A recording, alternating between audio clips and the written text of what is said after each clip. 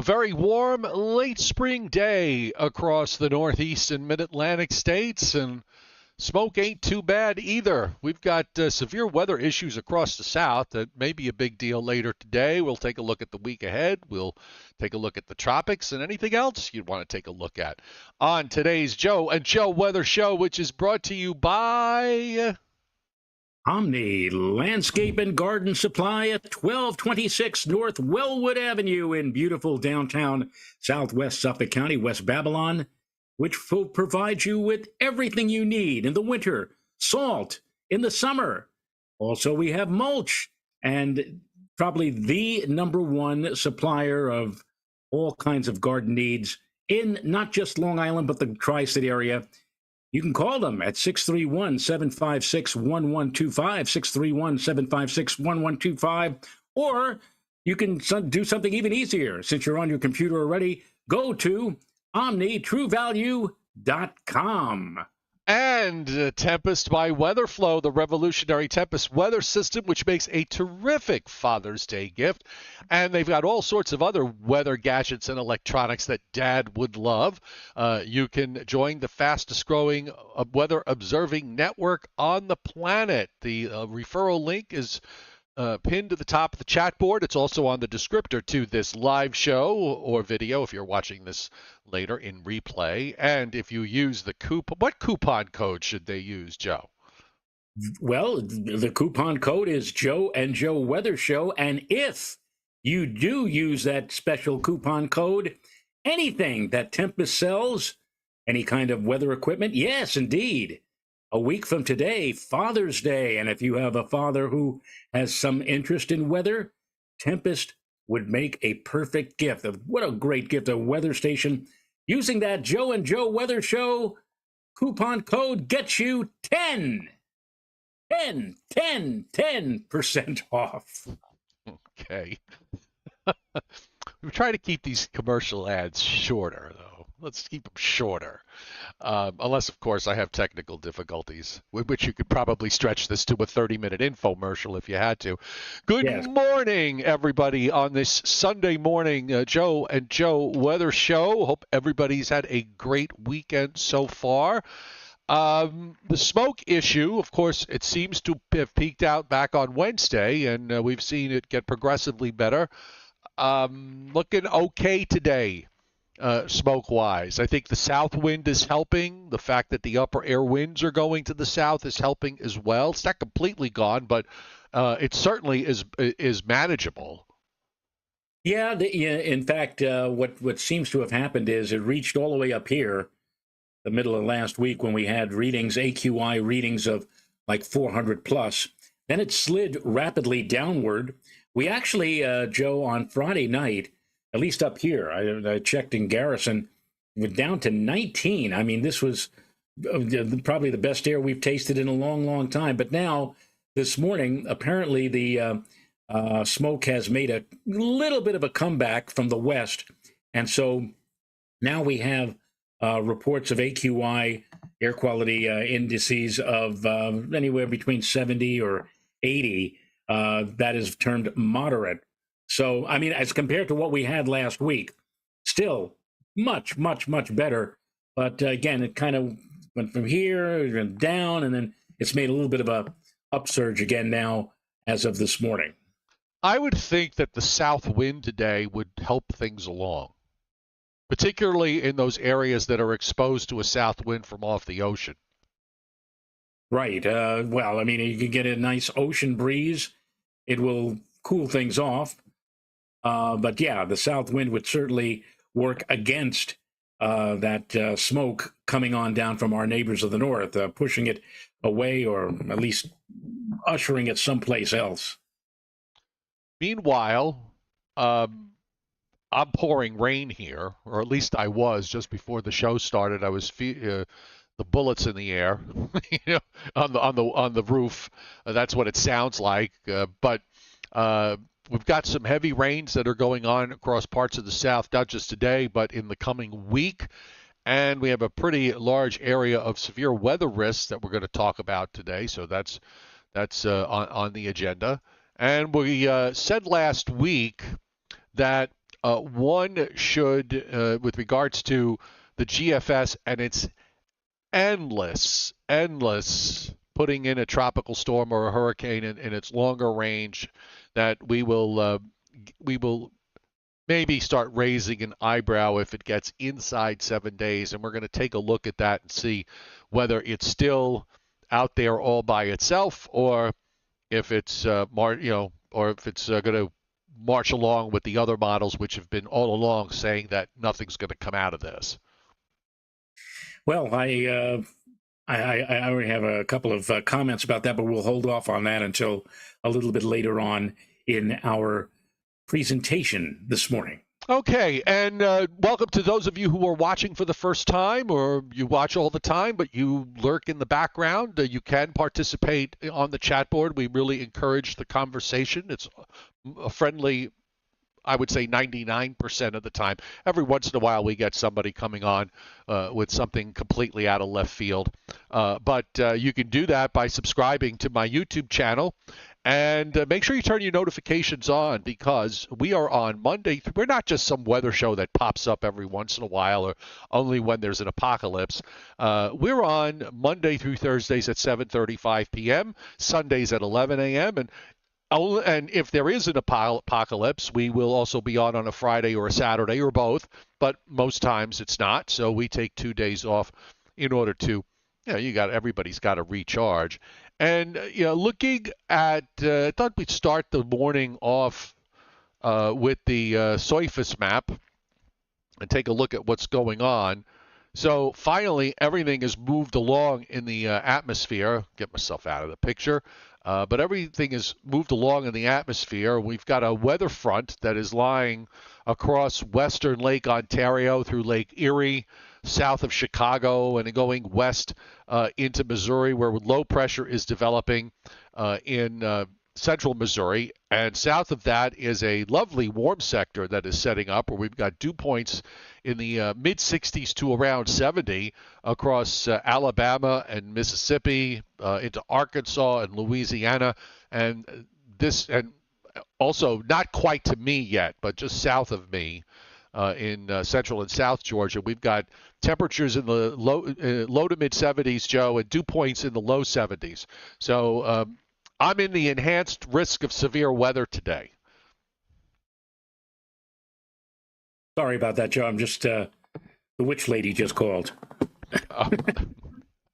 Okay. No, I'm a member of the Museum of Natural History, and so every 30 days, what we have to do is we have to verify our identity or whatever.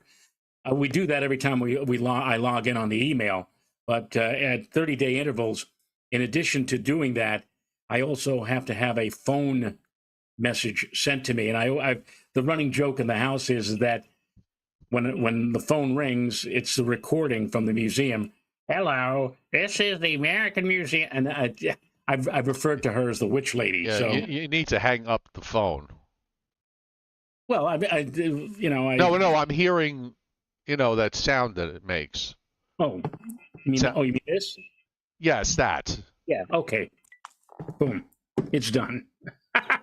Awesome. It's so wonderful that we operate at such a high level of professionalism here on the Joe and Joe Weather Show. So as I was saying, I'm at enhanced risk for severe weather today. So I'm, wondering how that's all going to turn out. And you know what that means? That means that Renata thinks of you so much. She thinks of you so much. She has you actually on her iPad, and when you receive all kinds of radar advisories and take warning, there's a major storm coming in, it pops up on her iPad. And I said, well, are you going to call Joe to make sure that he's aware that there's like a category 6 thunderstorm heading in his direction or whatever? Well, if you have a Mary on the half shell on your property, she could do a decade of the rosary. I really wouldn't object. I really would not object to that. But it looks like looks like it's a fairly solid amount of tropical air that's coming in. And I think I certainly could use the rain down here, so I'm really happy about that from that respect. But I've got my eyes on the radar. I've got the Atlanta radar up and looping, and you can see there are numerous downpours and a couple of thunderstorms. Now, this is ahead of what's to come later today as that system pushes to the east. So we're sort of getting the front being to the south, or the warm front being just to my south, because it's in the low 60s here, and it's mid to upper 70s when you go to Atlanta southward. And you can see some of the big storms that are rolling through. We'll get into the warm sector solidly up here in northeast Georgia. So we'll see what winds up happening from that respect. Here's the U.S. satellite loop, which is kind of crawling this morning with the lightning strikes. And there are some flashes already going on across Georgia. But in the Northeast, it's pretty quiet. So is the Mid-Atlantic, and the coastal South Atlantic states are doing quite nicely. And this is a day, here we are on June 11th.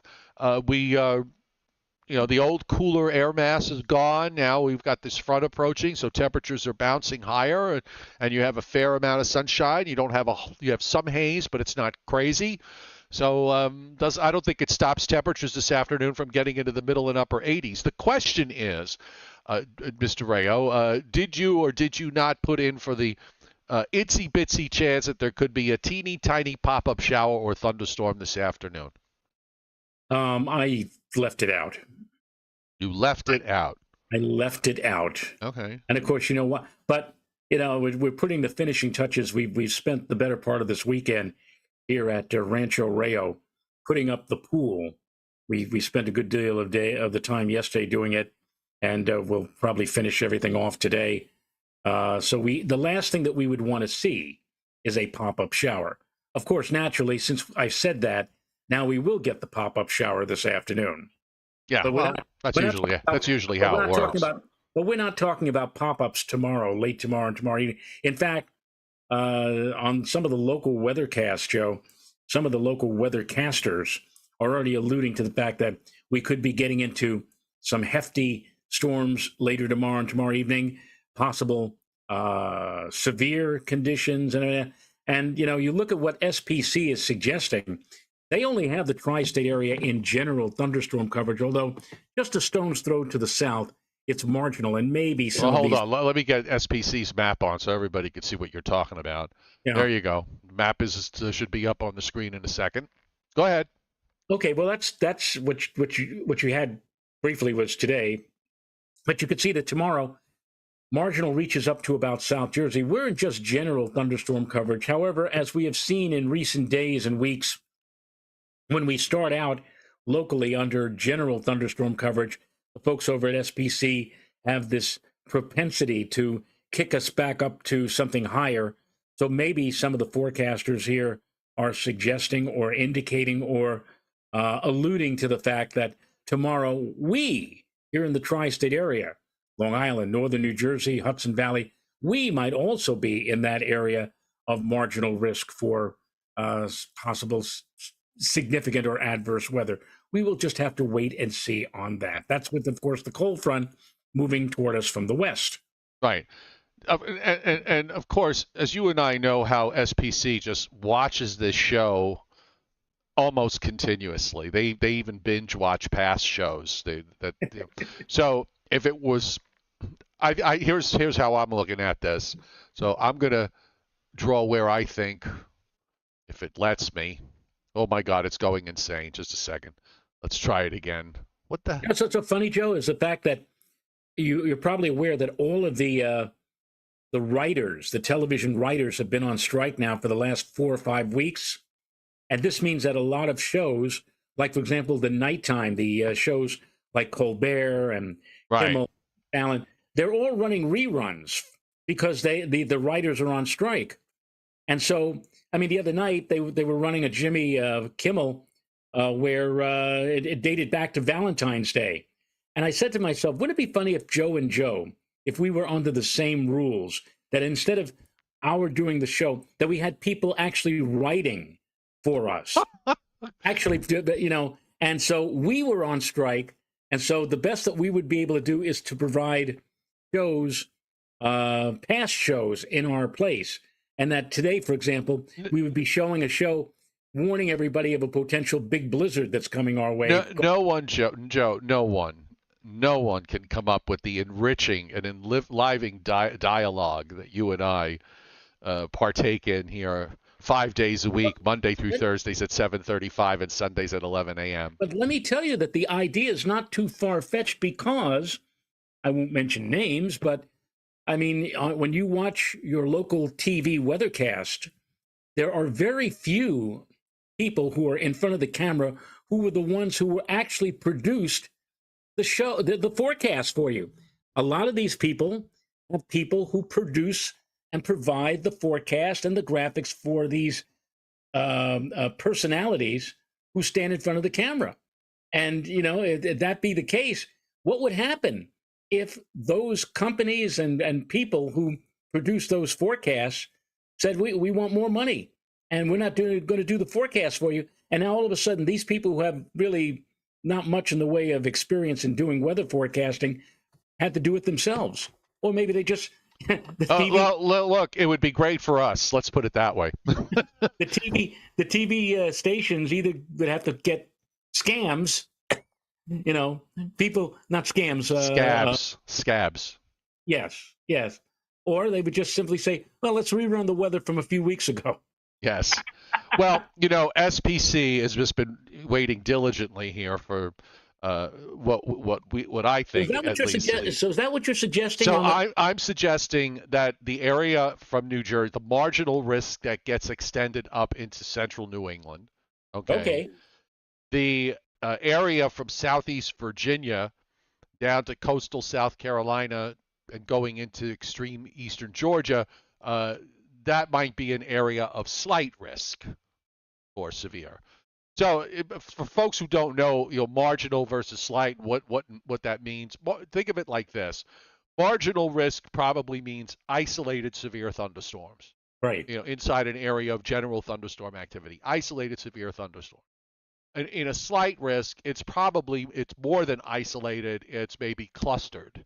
Okay, might even be a small line of storms, but more than likely it's more clustered. You get into enhanced risk, that's when you start dealing with, you know, lines and line segments of thunderstorms, and certainly the severity of those storms increase with the potential, you know, with the potential maybe that there'll be a few spin-ups. But that's sort of how I'm seeing it. And of course, the website just it flashes every, you know, 5 or 10 minutes.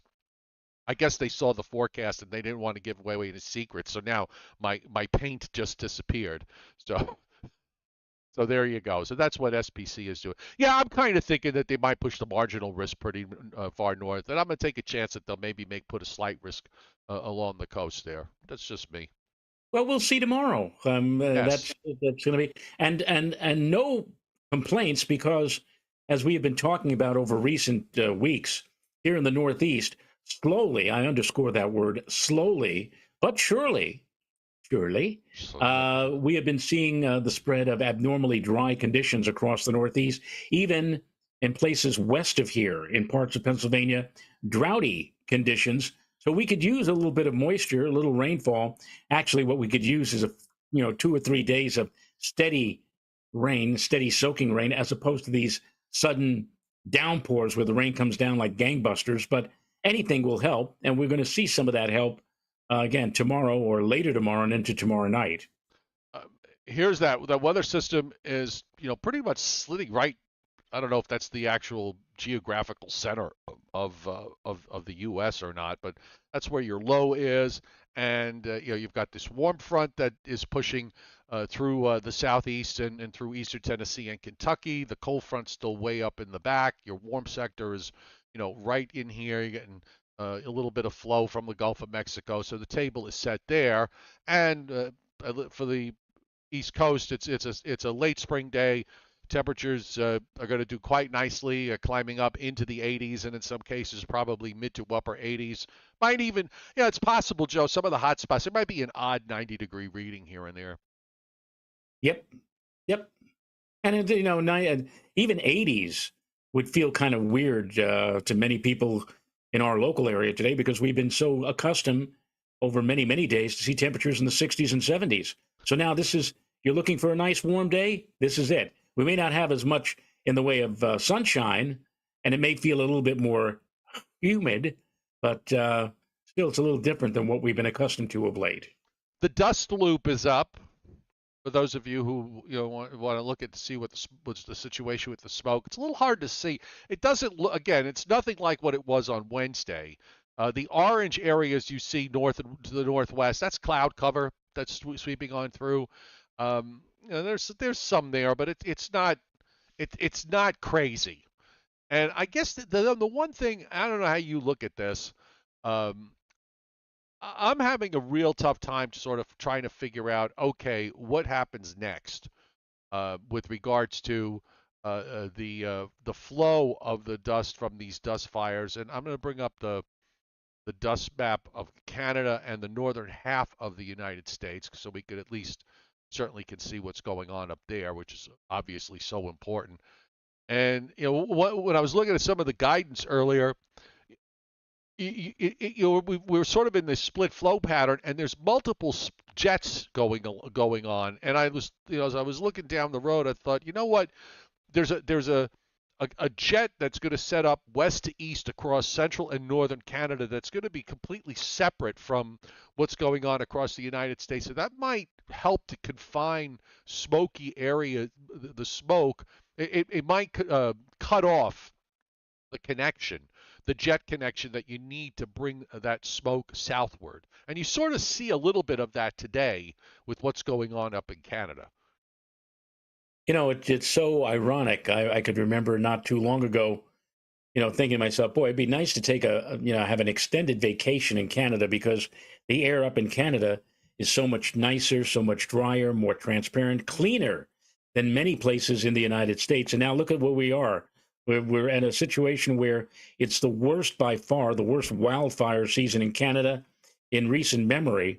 And yeah, you talk about confining the smoke up in Canada. And maybe some Canadians might be thinking about, hey, let's go south into the United States. It's so much better down there as opposed to up here. Right. It's really, and somebody on CBS Sunday Morning, by the way, which also is one of the best, if not the best news show that you can watch.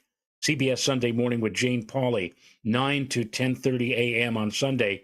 And they had an expert who said, we may be looking back at the summer of 2023 with some degree of fondness, that this is that was when things were much better than they are. Because what he was alluding to, Joe, is that in the coming years ahead, wildfire activity in Canada especially is going to become so commonplace, and there'll be some big breakouts, and there'll be many occasions, as we saw this past Wednesday, where the skies will be turning orange, not just in New York, but in Boston and many places in the Northeast and the Great Lakes. They even had a picture from some years back of the Golden Gate Bridge under an orange haze.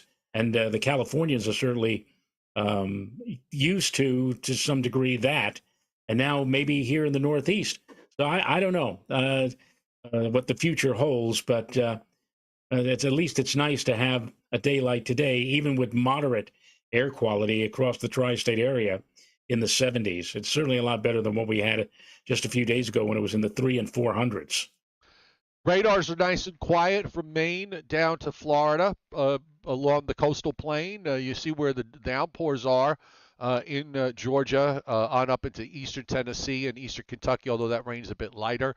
Then it arcs back across Indiana and Illinois through the lower Great Lakes and then in and around Missouri. Actually, you can sort of see how the curvature that shows up on the radar echoes there, indicative of that little surface low that's going by. Not a whole lot happening in the west. Oddly enough, we've got rain that's going on in Southern California in areas, that's some of that's desert area there, Joe. There's some showers and thunderstorms there in Southern California. Palm Springs, where the sun goes to have a vacation. Where's the sun? Exactly, yes. Just for laughs, I just want to see if there's any, just put some watches and warnings up just to see if they got Well, I mean, they have flash flood watches up for the Sierra Nevadas. They don't have anything going on in Southern California. You can also see, by the way, on this map that a minimal amount of heat advisories in South Texas, and that's it. Also, just a few areas, southeastern Pennsylvania and southwestern New York, that are under air quality alerts today. So that those are the areas that seem to be a little bit more vulnerable. Now let's go back to the Storm Prediction Center for today, because we do have and this is important for the folks in the Deep South, uh, with a very large area of slight risk that starts in northeast Texas and then covers much of the Deep South into the southern Appalachians and on up into the Ohio Valley. And you see the enhanced risk, south central Kentucky, Oh, almost all of Tennessee, most of northwestern Georgia, and also what we would consider northern Georgia, and that includes me. Although technically I'm not really in the northwest, I'm more like in the northeast, um, or on the borderline between northwest and northeast. Enhanced risk for northern half of Alabama, northern Mississippi, and eastern Arkansas. Marginal risk extending a little bit east and north of those areas, and tornado risk, a fairly large area geographically of tornado risk. Just in case you're wondering, that 2% tornado risk, Joe, is 121,985 miles, wow. with an area population of 13,326,149. Well, somebody just had a baby down, down the block here, so 150. Whew. 13,326,150. So and there's also a small 2% tornado risk in southeastern Colorado, northeastern New Mexico, and a very teeny tiny portion of the panhandle of Oklahoma. Oklahoma. Well, anyway, I'm not going to get into that. Right. Who was in And, that? Shirley Jones was in that, right? yes, Shirley Jones and oh, well, I don't know. Was it Howard Duff? I don't remember. You're the movie. You're the movie nut. Yeah, Not, I don't remember. We showed you tomorrow's already, so let's jump to day 3, which is Tuesday into Wednesday. And again, across parts of the Deep South, much of the Deep South in general, thunderstorms, and parts of that from Alabama westward into Texas and Oklahoma, we have a marginal to slight risk for severe weather. And days 4 through 8, as we just take a quick look at that, predictability too low, potential too low on day 6, 7, and 8.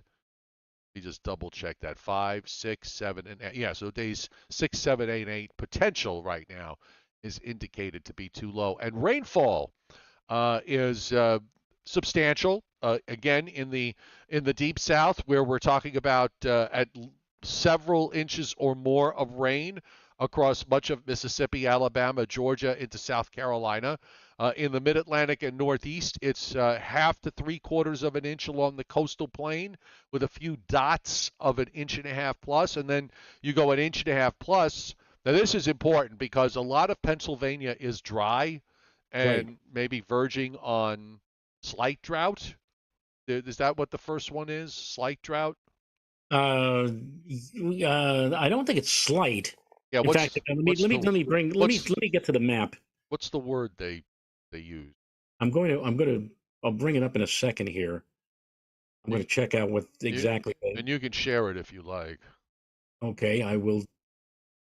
Let me just see. Map just released, and I'll get the Northeast up. It goes in this is the following. First, there's no drought. Okay, that's good. Then there's abnormally dry, and then they jump to D1, which is moderate drought. So yeah, and I can tell you that at least 3/4 of Pennsylvania right now. Oh, can you show? I'm doing that, Joe. Okay, just. I only have 2 hands. Boom! It should be there now. There it is. And there you go. So you can see that moderate drought. Let me just bring Pennsylvania up alone. Yeah, I would say that's at least 75% of the state. So either Pennsylvania is in moderate drought or is at the very least abnormally dry. So that's Pennsylvania. And places in the Northeast, New York State, we too find ourselves with. Now I'm surprised that here in Putnam County we are in no drought whatsoever. And I would have thought, that we've had a long stretch of dry weather, but apparently we're not in trouble yet. Most of Long Island, however, is in abnormally dry conditions. And I would say that a good 80 or 85% of New York State is in abnormally dry conditions. There's a sliver here. These counties, let me see which one that is. That's what county is that? They don't tell you. They just highlight it. Oh. Anyway, right along the immediate southern tier of New York State. Maybe that's Chemung. It could be. I don't. I always got a kick out of that name. Anyway, go on. Whatever. So this little sliver here is in moderate drought, kind of spilling over, I guess, from adjacent Pennsylvania. So yeah, so we could use the water. We could use the showers that may be coming our way over the next couple of days. All right. Can you look at the southeast, please? I will do that. Your wish is my command. The southeast, Yes. which includes Cioffi land. So there you are. I'd say there's a good, I'd say about 75 to 80% of the southeast has no drought problems at all. The only places seem to be up in north central Virginia, spotty areas south of Atlanta in exceptionally dry weather, and along the west coast of Florida. It is either abnormally dry or moderate drought, or in these areas here, severe drought on the west coast of the Florida Peninsula. Otherwise, most of Florida, too, doesn't seem to have very much problem in terms of droughty or dry situations yet. All right. That's good. Okay. So back to the rainfall map, and then we could take a look at what the guidance is going to be telling us going forward to see where we're going with the weather this week. And there you see a significant, inch and a half plus rains. And actually, in those dry areas in Pennsylvania and upstate New York, are going to get some, also into central and northern New England. Back through the Ohio Valley, we're looking at an inch and a half plus across into the Central Plains. It drops off a little bit, that picks up again as you move up the Rockies. And also continuing to show rainfall across places like Nevada, Utah, and into California, even down along the coasts of Southern California this week, showing some areas getting at least a quarter of an inch of precipitation. And it's the dry season there, so a quarter of an inch of rain in the dry season is actually significant. So here in the east, Craig Carborough, I guess looking at your WPC map, says about 4 inches of me for this week. Whoa, Nelly! Yes. All right, so looking at the surface map from the GFS, we're going to take this low today that is sitting in Missouri that we showed you on the surface map, and that moves along to the northeast. You see showers and thunderstorms breaking out late this afternoon from Ohio down into Georgia and then back also into Tennessee and Mississippi and Alabama. The low goes pretty much northeast, so I don't think most of eastern Pennsylvania will get any showers to deal with. Tomorrow morning, there's some showers in east central PA, mainly say west of I-81, and then points west with the low in southwestern New York. And then you got these showers and storms Monday afternoon into Monday evening. GFS kind of highlights an area in the Hudson Valley and another area off the Delmarva Peninsula and then off the coast. And this week, to me, looks like it's just a series of cold fronts that are going to be coming through because the jet stream is so far to the south of normal. One looks to arrive on Wednesday, it seems. There's some showers that develop Tuesday, then they disappear in Pennsylvania, New York State, but then a little low rotating around. Looks like maybe a chance for a shower or thunderstorm later on Wednesday. And then there's another one in that rotation that comes through sometime Thursday night with a shower or storm. And then that goes out. And then that takes us into the Father's Day weekend, which right now I would say doesn't look too bad for Saturday. And at the moment, it looks like it doesn't look too bad for most of Sunday, although it does have some showers and storms coming in late in the day, but who knows if that's real or not. It's a relatively benign pattern here that we're looking at, and when we see the upper air in all of this, once again, we've got these upper troughs that are setting up in the east in almost February-like manner, in which case this year it was didn't happen in February. This was last week with the upper low in the east, and just as soon as that pulls out, it gets replaced by another one that drops down into the northeast. It's a very progressive pattern. Well, Well, I mean, progressive in the sense that uh, there's movement in the area where the flow is rapid. But again, progressive patterns don't usually give rise to so many cutoffs, and we're seeing that. It's very unusual. Normally, you start seeing in this part of the year, month of June, you start seeing more stagnant patterns of upper airflow. But this is not typical, Joe. This is a little anomalous. well, I got on the screen, or you should have it on the screen shortly, the 84-hour on the GFS, which is Wednesday afternoon. This is not an upper air that you would normally see in the middle part of June. It just Right. isn't. I mean, Right. and it certainly is an upper air that if you saw it in February, if you're a winter weather lover, you'd be You'll be probably, salivating. yeah, you'll be jumping up and down all over the place. But there's some Canadian connection here. Just to get back to the smoke idea, there's a bit of a Canadian connection, but I'm just looking as we go, say, through the end of the week and into next weekend. There really isn't a Canadian connection. Here's the jet moving across the United States, which is fairly far south. And then there's this other flow from Canada that goes over some of the wildfire regions, but that stuff doesn't doesn't connect to that southern jet. There's a little connection here, just a teeny tiny one that comes down from Labrador back to the Great Lakes and then maybe swings into the Northeast. But there's not this wholesale, you know, stream of wind aloft that's running from north central Canada down into the Great Lakes and Northeast. So maybe that means that the smoke quantity that there'll probably be some next week from time to time, but it hopefully won't be as bad as what we saw on Wednesday. We hope. Right. All right. So we said on Thursday that if if the GFS were to have a tropical system coming out inside the 7-day time frame, that we would maybe ever so slightly raise our left eyebrow. And here we are on day 7, and no, there's a little, there's some kind of tropical wave that's over in the southwestern Caribbean with weather that extends from there into the Pacific side, but there's no tropical system. So it's already backing off because yesterday at one point on one of the runs it actually did have one or two of the runs did actually have the tropical system inside the 7-day time frame, and now it's not there. And in fact, this is kind of indicating what the European maybe have been indicating all along, which is the fact that whatever weather waves are down there are going to move more west onto the Pacific side rather than move northward. Yet this model still insists on the long range of having some kind of tropical cyclone moving into the Yucatan Peninsula and basically dying there. And then suddenly a little piece lifts up northeastward into Florida. I mean, stop.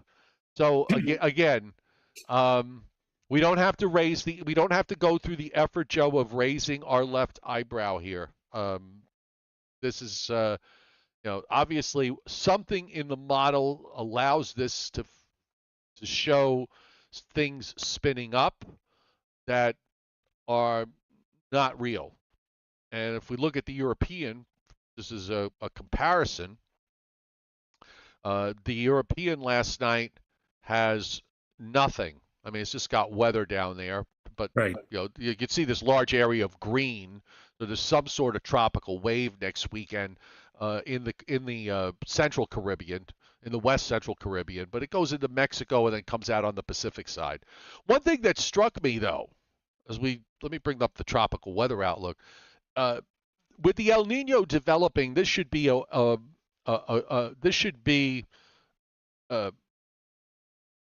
positive for cyclone development in the East Pacific. And in some El Nino years, by mid-June, you've already gone through the first 2 or 3 names. So it's kind of interesting to me that when we look at the Eastern Pacific, there's nothing out there. There's nothing. tropical cyclone activity is not expected in the next 48 hours. And it's also not expected during the next 7 days. And in the Atlantic, is not expected in the next 7 days. So you can see the NHC folks are not impressed with any of this. And in the Central Pacific, which we wouldn't expect to see anything this time because it's too early, but no new tropical cyclones are expected there. So quiet. We've already had two, but we might go through maybe going through a quiet period for a while. That would be nice. Quiet is good. Yes, it is. All right, so I'm trying to remember. Do I have Bill Briller Jeopardy? I think it's your turn. Let's see what I got here.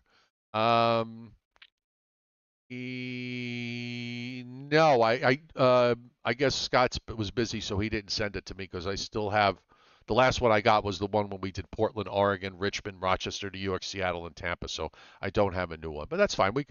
We'll just wait till tomorrow. Do you have any rants of any kind to do on this Sunday morning? No, it's as I said, we spent. When I say we, I said Sunday morning. Me. Did you just hold on?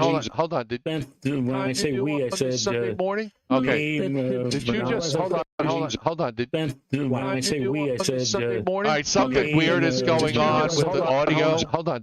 When I say we, I said Sunday morning. All right, something weird is going on with the audio. Hold on. When I say hello, I said Sunday morning. All right, something weird is going on with the audio. Something's weird going on with the audio. All right, something weird is going on. Hold on. Something's weird going on with the audio. All right, so weird is going on. Weird going on with the audio. All right, so weird is. All right, folks. I don't know what weird going on with the audio. I don't know what's happening. Weird is. All right, folks. I don't know what weird going on. We're gonna end the show. Weird is. All right, folks. I don't know what weird going on. We're gonna end.